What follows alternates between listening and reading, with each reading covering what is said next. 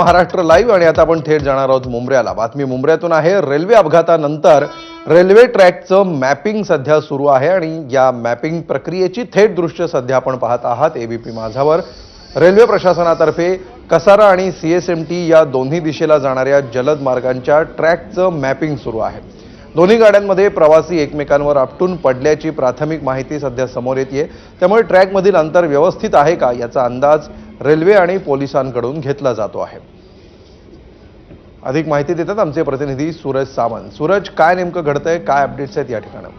नक्कीच आज सकाळी आपण जर पाहिलं तर मुंब्रा रेल्वे स्थानकावरती जो अपघात घडला त्यामध्ये 5 जणांचा आतापर्यंत 4 जणांचा मृत्यू झालेला आहे, तर 9 जण ही जखमी झालेली आहेत। नेमकी ही घटना कशी घडली याचं मॅपिंग देखील केलं जातंय। मात्र दुसरीकडे या दोन्ही विरुद्ध दिशेला जाणाऱ्या गाड्या एकमेकांना धडकल्या, घासल्या आणि त्यामुळे ही दुर्घटना घडली असं देखील पुढे येतंय। आणि त्या अनुषंगानेच या दोन जे पटऱ्या आहेत त्याच्यामधलं नेमकं अंतर किती आहे हे तपासण्यात जात आहे रेल्वे प्रशासनाकडनं। कसारा आणि सीएसएमटी या दोन्ही दिशेला जाणाऱ्या जलद मार्गाच्या या ट्रॅकचं मॅपिंग केलं जात आहे।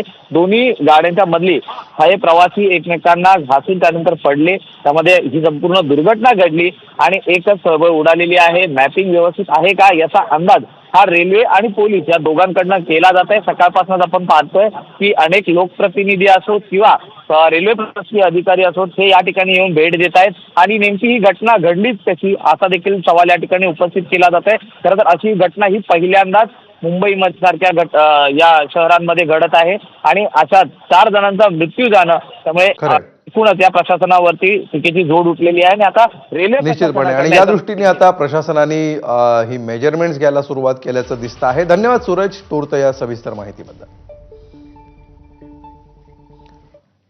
तर काही राजकारण्यांना धर्माचं